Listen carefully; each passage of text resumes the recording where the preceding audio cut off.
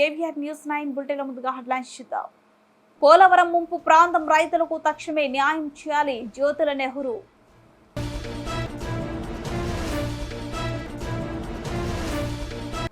Un's JNTU కాలేజీలోని strong room ను పరిశీలించిన జిల్లా కలెక్టర్ శ్రీకేశ్ లక్కర్.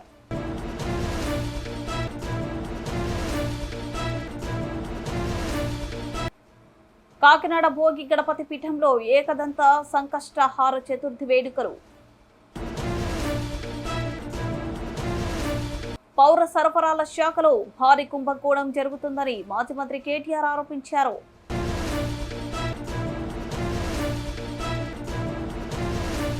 రానున్న ఎన్నికల కౌంటింగ్ నేపథ్యంలో పోలీసు వారి ముందస్తు హెచ్చరికలు. పోలవరం ముంపు ప్రాంతం రైతులకు తక్షణమే న్యాయం చేయాలని పీఓ ఆఫీసు అధికారులు రైతులు ప్రాణాలతో చెలగాటమారుతున్నారని, దర్శనమే ముంపు ప్రాంత రైతులకు నష్టపరిహారం చెల్లించని ఎడల రానున్నది తెలుగుదేశం గవర్నమెంట్ అని రైతులు సపోర్ట్ గా నిలుస్తామని కలెక్టర్ గాని డిప్యూటీ కలెక్టర్ బాధ్యతలు తీసుకుని రైతులకు న్యాయం చేయకపోతే తమ ప్రభుత్వం వచ్చిన తర్వాతనే నేను న్యాయం చేస్తానని పేర్కొన్న జగ్గంపేట తెలుగుదేశం పార్టీ నాయకులు జ్యోతుల నెహ్రూ అన్నారు. ఈ పోలవరం నిర్వాసితులుగా మారిన తర్వాత బతకడానికి దారి లేనటువంటి పరిస్థితులు, సరి అనేటువంటి ప్యాకేజీలు అందివ్వక అసలు ప్యాకేజీ నిల్ ఆయనకి. ఇక్కడ విచిత్రం ఏంటంటే వాళ్ళు ముగ్గురు ఉంటే కుటుంబంలో ముగ్గురులో పెద్ద కొడుకు ప్యాకేజ్ ఇచ్చారు, రెండో కొడుకు ఇవ్వలేదు, తండ్రికి ఇవ్వలేదు. ఇది అధికారుల యొక్క అలసత్వమా కాదా? ఇటువంటి వాళ్ళు ఎంతోమంది, ఇది వెలుగులోకి వచ్చింది కాబట్టి దీన్ని మనం చెప్పుకుంటున్నాం. ఇటువంటి వాళ్ళు ఎంతోమంది వెలుగులో రాకుండా కూడా నిరాశ నిస్పృహలతో ప్రాణాలు విడిచినటువంటి పరిస్థితులు ఉన్నాయి. ఇటువంటి పరిస్థితులు భవిష్యత్తులో రాకుండా చేయాల్సినటువంటి బాధ్యత ప్రజానాయకులుగా మా మీద ఉంది. రెండు, ఇప్పటికైనా సరే ఈ జరిగినటువంటి దాన్ని కలెక్టర్ ఉన్నాడో, స్పెషల్ కలెక్టర్ ఉందో, ఆవిడ ఇమీడియట్గా అసలు కనీసం ఇప్పుడు కూడా రాలేదు కదండి ఇక్కడ చూడడానికి. తన ఆఫీసులో జరిగినటువంటి ఈ సంఘటనని మెటర్నిటీ లీవ్ ఉంటే ఇంకొకరు ఉంటారు కదండి దాని కింద, ఇన్ఛార్జ్ సూపరింటెండెంట్ లేకపోతే ఇంకొక డిప్యూటీ కలెక్టర్ ఉంటాడు. ఎవడో ఒకడు బాధ్యత అయిన వాళ్ళు వచ్చి అసలు ఎందుకు మా ఆఫీస్ నుండి జరిగింది అని చెప్పేసి తెలుసుకోవాల్సినటువంటి నైతిక బాధ్యత వాళ్ళ మీద ఉంది. ఏమాత్రం కూడా ఇది లేకుండా కనీసం మానవతా ధర్మాన్ని కూడా పాటించకుండా వ్యవహరిస్తున్నటువంటి వీళ్ళ మీద తీవ్రమైనటువంటి చర్యలు భవిష్యత్తులో జరుగుతాయి. ఖచ్చితంగా వాళ్ళందరి మీద కూడా యాక్షన్ తీసుకోవడం జరుగుతుంది. నేను మాత్రం ఒకటి చెప్తున్నాను, రేపు రాబోయేటటువంటి ప్రభుత్వం తెలుగుదేశం ప్రభుత్వం రాబోతుంది. ఖచ్చితంగా నిర్వాసితులకి, ఎందుకంటే ఢిల్లీ దాకా నిర్వాసితులను పరిరక్షించడానికి పోరాటంలో భాగస్వామి అయినటువంటి ఒక రాజకీయ నాయకుడిగా నేను చెప్పేది ఒకటే, ప్రతి నిర్వాసితుడికి కూడా చివరి పైసా వరకు అందే వరకు మా ప్రభుత్వం, రేపు రాబోయేటటువంటి ప్రభుత్వం బాధ్యత తీసుకుంటుంది. నేను ఇంత హామీగా చెప్పడానికి కూడా ఒకటే, మా నాయకుడు చంద్రబాబు నాయుడు గారు చాలా క్లియర్గా ఉన్నాడు.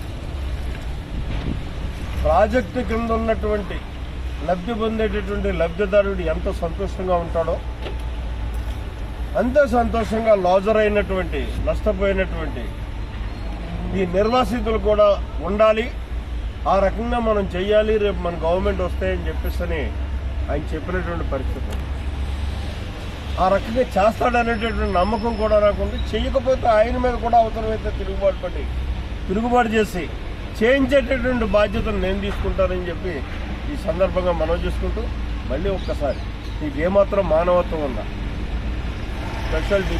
స్పెషల్ కలెక్టర్గా మీరు మెటర్నిటీ లీవ్లో ఉన్నారు, డిప్యూటీ కలెక్టర్ ఉంటాడు కదా, ముందు ఇమీడియట్గా ఇక్కడికి వచ్చి ఈయన పరిస్థితి ఎలాగుందో చూడమనండి. రెండు, ఆయనకున్నటువంటి ఇబ్బంది ఏంటో తెలుసుకోమనండి. ఆ ఇబ్బందిని కనీసం తీర్చడానికన్నా ప్రయత్నం చేయమనండి. ముందు ఒక రైతుగా, పోలవరం ముంపు బాధితుడుగా ఆఫీసుల చుట్టూ తిరగలేక, ప్యాకేజీలు రాక,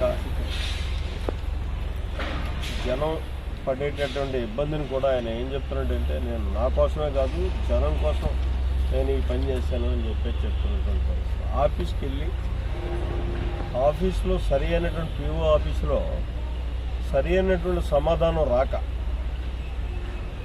మానసికంగా ఇబ్బంది పడి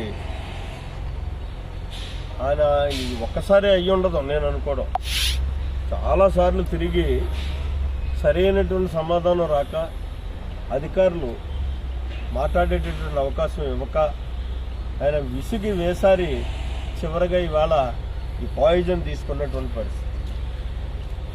సూరాపేట మండలంలోని కాకాని గ్రామం వద్ద ఉమెన్స్ జేఎన్టీయూ కాలేజ్లోనే స్ట్రాంగ్ రూమ్ ను పరిశీలించిన జిల్లా కలెక్టర్ శ్రీకేష్ లత్కర్ కౌంటింగ్ ఏర్పాట్లపై సమీక్ష సిబ్బందికి ఆదేశాలు జారీ చేసిన కలెక్టర్ 3 అంచెల భద్రత ఏర్పాట్లు పరిశీలించిన collector postal ballot vote from home బాక్స్లను కౌంటింగ్ కేంద్రాలకు తరలింపు.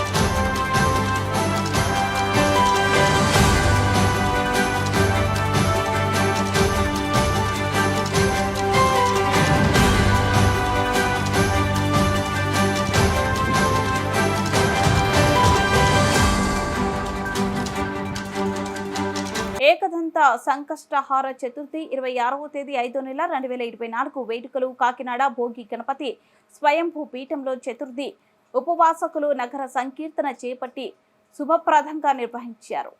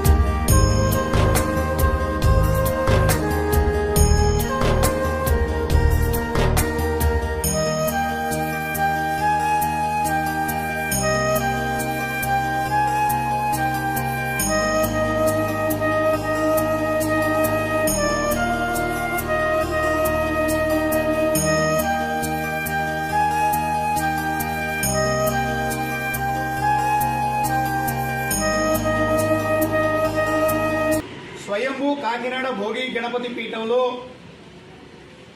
స్వామివారి యొక్క నగర సంకీర్తన సన్నాయి మంగళ వాయిద్యాలతో చతుర్థి ఉపవాసకులతో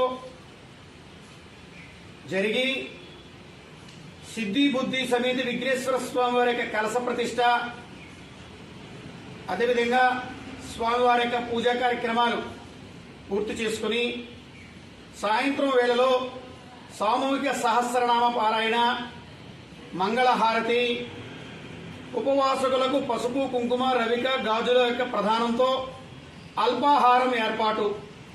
ఈ విధంగా సంకష్టకాల చతుర్థి 2026 మాఘమాసం వరకు 24 నెలల పాటు చతుర్థి మాసోత్సవాలు భోగి గణపతి పీఠంలో నిర్వహణ జరుగుతూ ఉన్నాయి. సంకష్టకాల చతుర్థి అంటే సృష్టి ఆరంభంలో ఎటువంటి విఘ్నములు లేకుండా బ్రహ్మ విష్ణు మహేశ్వర త్రిమూర్తాత్మక స్వరూపంగా ఈ యొక్క సింధూర వర్ణంతో ప్రభవించినటువంటి విఘ్నేశ్వర స్వామి వారి యొక్క వ్రతము, ఈ యొక్క సంకష్టహర చతుర్థి నిర్వహించుకోవడం వలన సర్వ దేవతల యొక్క వ్రత ఫలితాలన్నీ కూడా సమకూరేటువంటి గొప్ప యోగము. సంకష్టహర చతుర్థి అంటే మంగళవారం చాలా అత్యంత విశిష్టమైనది. వచ్చే నెల జూన్ నెలలో 25వ తేదీన మంగళవారం నాడు సంకష్టహర చతుర్థి జరుగుతుంది. ఆ సందర్భంగా చతుర్థి ఉపవాసకులకి గణపతి యొక్క ఫోటో ఫ్రేమ్ తోటి చిత్రపటాల బహుకరణ కార్యక్రమం భోగి గణపతి పీఠం నిర్వహిస్తోంది. గణేష్ మహారాజుకి జై. పౌర సరఫరాల శాఖలో భారీ కుంభకోణం జరుగుతుందని మాజీ మంత్రి కేటీఆర్ ఆరోపించారు. ధాన్యం టెండర్లో కాంగ్రెస్ సర్కారు కుంభకోణానికి తెరలేపిందని ఆయన, సన్నబియ్యం టెండర్లతో మొత్తం 1100 కోట్ల కుంభకోణం జరుగుతుందన్నారు. గ్లోబల్ టెండర్ల పేరుతో భారీగా అక్రమాలు జరుగుతున్నాయన్న కేటీఆర్, ధాన్యం విక్రయానికి కమిటీ టెండర్ల ప్రక్రియను ఒకే రోజులో పూర్తి చేయడంలో ఆంతర్యం ఏమిటని ప్రశ్నించారు. ఒప్పందం చేసుకున్న దానికంటే ఎక్కువ మొత్తం అనాధికారికంగా చెల్లించాలని మిల్లర్లను బెదిరిస్తున్నారని ఆరోపించారు. మా సివిల్ సప్లైస్ కార్పొరేషన్కి సంబంధించి గతంలో రాష్ట్ర చైర్మన్గా సివిల్ సప్లైస్ కార్పొరేషన్కి పనిచేసిన సోదరులు రవీందర్ సింగ్ గారు స్వతహాగా న్యాయవాది, కరీంనగర్ మేయర్గా కూడా చేస్తున్నారు. ఆయన ఒక 15 రోజుల కిందట మొట్టమొదటిసారి కాంగ్రెస్ ప్రభుత్వం వచ్చిన తర్వాత బియ్యం కొనుగోలులో, అదేవిధంగా ఈ రైతన్నల ధాన్యం ఏదైతే మరి ప్రభుత్వం ఎఫ్సిఐ కోసం కొనుగోలు చేస్తుందో, ఈ సన్న బియ్యం విషయంలో, అదేవిధంగా ఈ ధాన్యం విషయంలో ఒక పెద్ద కుంభకోణం జరిగింది అంటూ 15 రోజుల కిందటనే కరీంనగర్లో మొదటిసారి తాను నిర్దిష్టమైన ఆరోపణ చేయడం జరిగింది. ప్రభుత్వం నుంచి ఏ రకమైన స్పందన కూడా ఈ 15 రోజుల్లో రాలేదు. తదనంతరం ఒక వారం రోజుల కిందట మాజీ శాసనసభ్యులు, మాజీ సివిల్ సప్లైస్ కార్పొరేషన్ అధ్యక్షులు సోదరులు పెద్ది సుదర్శన్ రెడ్డి గారు కూడా ఈ ఆరోపణలను ఆధారాలతో నిర్దిష్టంగా మళ్ళీ తిరిగి వారం రోజుల కిందట వారు కూడా మరొక పత్రికా సమావేశాన్ని నిర్వహించడం జరిగింది. ప్రభుత్వం ఇప్పటి వరకు, ముఖ్యంగా ప్రభుత్వంలో ఉండే బాధ్యులు, గౌరవ మంత్రి ఉత్తమ్ కుమార్ రెడ్డి కానీ లేదా ముఖ్యమంత్రి రేవంత్ రెడ్డి కానీ ఈ రోజు వరకు ఈ కుంభకోణం మీద కనీసం పెదవి విప్పడం లేదు. కనీసం ఒక మాట మాట్లాడడానికి కూడా ఇష్టపడడం లేదు. ఒక్క ప్రశ్నకు కూడా ఇంతవరకు సమాధానం చెప్పలేదు. ఇవాళ బీఆర్ఎస్ పార్టీ తరఫున మేము నిర్దిష్టమైన ఆధారాలతో సహా ఇవన్నీ కూడా మీ ముందు బయట పెడతా ఉన్నాము. మేము కొన్ని డిమాండ్లు కూడా చేయబోతా ఉన్నాం. మేము మొదటి నుంచి చెప్తా వచ్చింది ఒకటే, కాంగ్రెస్ అంటేనే మరి బీఆర్ఎస్ అంటే స్కీములు, కాంగ్రెస్ అంటే స్కాములు. నిజానికి కాంగ్రెస్ అంటేనే స్కామ్ గ్రేస్ అని పిలుస్తారు. కుంభకోణాల కుంభమేళ జరుగుతుంది తెలంగాణలో ఈ కాంగ్రెస్ వస్తే అనే మాట మేము ఎన్నికల ముందు 6 నెలల ముందే చెప్పడం జరిగింది. ఇవాళ కాంగ్రెస్ పార్టీ పెద్దలు ముఖ్యంగా ఈ రాష్ట్రంలో ఒకటే ఫిలాసఫీ పెట్టుకున్నారు, గల్లీ మే లూటో ఢిల్లీ మే బాంటో. అంటే ఇక్కడ దోచుకో, గల్లీలో దోచుకో, ఢిల్లీలో అక్కడ ఉండే కాంగ్రెస్ పెద్దలకు, అక్కడ ఉండే వారికి మరి అందులో ఎందుకంటే సామంతరాజులు కప్పాలు కట్టాలి కాబట్టి ఇక్కడ నుంచి అక్కడ వరకు వారు పంపకాలు, సూట్ కేసులు మోయడం ఇవన్నిట్లో బిజీగా ఉన్నారు. ఇవాళ ఏది వదలట్లేదు వీళ్ళు. రైతన్నల ధాన్యం నుంచి విద్యార్థుల అన్నం వరకు అన్నింటి మీద కూడా ఇవాళ కుంభకోణాలకు తెరలేపింది కాంగ్రెస్ ప్రభుత్వం. ఈ రెండు కుంభకోణాలు కలిపి నేను మొత్తం వివరంగా చెప్తాను. ఇటు రైతులేమో పడిగాపులు పడుతుంటే రోడ్ల మీద ఇంకా ధాన్యం కొనుగోలు పూర్తిగాక అకాల వర్షాలతో సతమతమయ్యి కొనుగోలు కేంద్రాలలో రైతులు కన్నీళ్లు పెట్టుకుంటే, మరొకవైపు ప్రభుత్వం మాత్రం ధాన్యం కొనుగోలు మీద దృష్టి పెట్టకుండా వాళ్ళు చాలా బిజీగా ఈ ధాన్యం కుంభకోణం మీద దృష్టి పెట్టి మరి స్వయంగా ముఖ్యమంత్రి గారి పేషీ నుంచి పౌర సరఫరాల శాఖ డిపార్ట్మెంట్ నుంచే ఈ కుంభకోణం జరిగిందనేది మాకు వస్తున్న ఇన్ఫర్మేషన్. ప్రభుత్వ ఖజానాకు గండి కొట్టడం, కొంతమంది కాంట్రాక్టర్లకు దోచిపెట్టడం, వాళ్ళు వీళ్ళు కలిసి చీకటి దందా చేసి ఒక 1000 కోట్ల రూపాయల కుంభకోణం ఈరోజు నేను నిర్దిష్టంగా చేస్తున్న ఆరోపణ.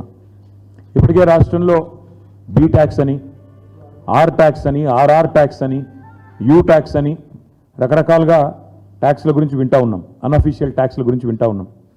ఈరోజు ఈ స్కామ్లో మాత్రం కేవలం ఇక్కడ తెలంగాణలోని కాంగ్రెస్ పెద్దలకే కాకుండా ఢిల్లీ పెద్దల దాకా కూడా మరి హస్తం ఉందని చెప్పి మాకున్న సమాచారం. ఇప్పుడు మీకు 2 భాగాలుగా నేను చెప్పాలి. ఈ ప్రభుత్వం ఎట్లా ఉందంటే వ్యవహారము, 2 లక్షల రూపాయల రుణమాఫీ చేసే తెలివి లేదు. మహిళలకు 100 రోజుల్లోనే అన్నీ ఇస్తాం, అన్ని 6 గ్యారంటీల్లో అన్ని 100 రోజులు అమలు చేస్తామని పొంకనాలు కొట్టింది ఇదే ప్రభుత్వం. మొదటి రోజే 2 లక్షల రూపాయలు రైతన్నలకు రుణమాఫీ చేస్తామని డైలాగులు కొట్టింది, ఉదరగొట్టింది ఇదే ప్రభుత్వం, ఈ ముఖ్యమంత్రి రేవంత్ రెడ్డి. మహిళలకు 100 రోజుల్లోనే నెలకు 2500, 1,67,00,000 మంది 18 ఏళ్ళు నిండిన ఆడబిడ్డలు ఉన్నారు, వారందరికీ ఇస్తామన్నారు. రాష్ట్రంలో ఉండే 46 లక్షల మంది వృద్ధులకి నెలకి 4,000 రూపాయలు ఇస్తామన్నారు. వృద్ధులు, వితంతువులు అందరూ కలిపి ఆసరా పెన్షన్ లబ్ధిదారులు, వాళ్ళ ఫైలు కదలడం లేదు. రైతులకు రైతు భరోసా అన్నారు, నెలకు 15,000 అన్నారు, ఆ ఫైలు కూడా కదలట్లేదు, దమ్ము లేదు. సంక్షేమ పథకాలతో ప్రభుత్వం ఏదైతే మాట ఇచ్చిందో ప్రజల జేబులు నింపే పని చేతనైతే లేదు. కానీ కాంగ్రెస్ పెద్దలు మాత్రం తమ జేబులు నింపుకోవడంలో మాత్రం చాలా బిజీగా ఉన్నారు. ఈ మొత్తం స్కామ్ను అర్థం చేసుకోవాలంటే 2 భాగాలుగా మీకు చెప్పాలి. మొదటి భాగం ఏంటి అంటే 35 లక్షల మెట్రిక్ టన్నుల ధాన్యం సేకరణ కోసం పిలిచిన గ్లోబల్ టెండర్లు ఏవైతున్నాయో దాని వెనకాల జరిగింది దాదాపుగా 700 నుంచి 750 కోట్ల స్కాము. ఒకవైపు 35 లక్షల టన్నుల ధాన్యం సేకరణ కోసం పిలిచిన గ్లోబల్ టెండర్లు, అది మొదటి స్కామ్. రెండవది మధ్యాహ్న భోజన పథకం కోసం, పిల్లలు తినే మధ్యాహ్న భోజనం బళ్ళల్లో, దానికోసం 2,20,000 మెట్రిక్ టన్నుల సన్న బియ్యం కొనుగోళ్ల పేరిట జరిగింది రెండో స్కామ్. దాని విలువ ఒక 300 కోట్లు. 2 కలిపితే 1,011 కోట్ల కుంభకోణం, 1,100 కోట్ల కుంభకోణానికి తెరలేపింది కాంగ్రెస్ సర్కార్. ఒక మాట, పార్వతీపురం మాన్యం జిల్లా కురుపా మండల కేంద్రంలో ఎల్విన్పేట సిఐ సత్యనారాయణ మరియు ఎస్ఐ షణ్ముఖరావు ఆధ్వర్యంలో శివన్నపేట గ్రామంలో గ్రామ పెద్దలు మరియు యువతతో సమావేశం నిర్వహించడం జరిగింది. ఈ సందర్భంగా సర్కిల్ ఇన్స్పెక్టర్ మాట్లాడుతూ జూన్ 4వ తేదీన జరగనున్నటువంటి ఎన్నికల కౌంటింగ్ నేపథ్యంలో ఆ రోజు అందరూ సహకరించాలని, ముందస్తు అనుమతి లేకుండా ఎటువంటి విజయోత్సవ ర్యాలీలు నిర్వహించకూడదని, అదేవిధంగా బాణసంచలు కార్చడం, డీజే సౌండ్స్ పెట్టడం వంటివి చేయకూడదని చెప్పడం జరిగింది. అలాగే యువత లేనిపోని ఆర్భాటాలకు పోయి పోలీసు కేసులో ఇరుక్కొని జీవితాలు నాశనం చేసుకోవద్దని హెచ్చరించారు. చెక్ పోస్టులు రన్ అవుతున్నాయి, అన్నీ ఉన్నాయి, రూల్స్ అన్ని అలాగే ఉన్నాయి. ఎప్పటివరకు ఎలక్షన్ రూల్ ఉంటుంది. ఎలక్షన్ రోజున ఏ ప్రభుత్వం గెలిచిన తర్వాత అక్కడ declaration, election commission of India declaration ఇచ్చిన తర్వాత అప్పుడు మనకి ఒక కోడ్ ఆఫ్ కండక్ట్ రద్దు అవుతుంది. అప్పటి వరకు కూడా చాలా కఠినంగానే ఉంటుంది. కాబట్టి ఇది మనకి ఇప్పుడు ఏమి కోడ్ ఆఫ్ కండక్ట్ లేదు, రూల్స్ ఏంటి లేవని కాకుండా ఇప్పుడు ఎలక్షన్ ముందు కన్నా ఎలక్షన్ తర్వాత కూడా ఇంకా కఠినంగా ఉండాల్సిన పరిస్థితి వచ్చింది. ఇప్పుడు ఎందుకు మన రాష్ట్రంలో వివిధ రకాల ప్లేసుల్లో. బిల్డ ముగించే ముందు హెడ్లైన్స్ మరోసారి. పోలవరం ముంపు ప్రాంతం రైతులకు తక్షణమే న్యాయం చేయాలి, జ్యోతుల నెహ్రూ.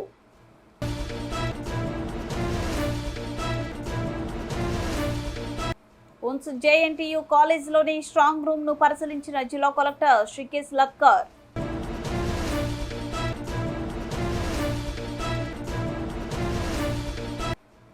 కాకినాడ భోగి గణపతి పీఠంలో ఏకదంత సంకష్టహార చతుర్థి వేడుకలు. పౌర సరఫరాల శాఖలో భారీ కుంభకోణం జరుగుతుందని మాజీ మంత్రి కేటీఆర్ ఆరోపించారు.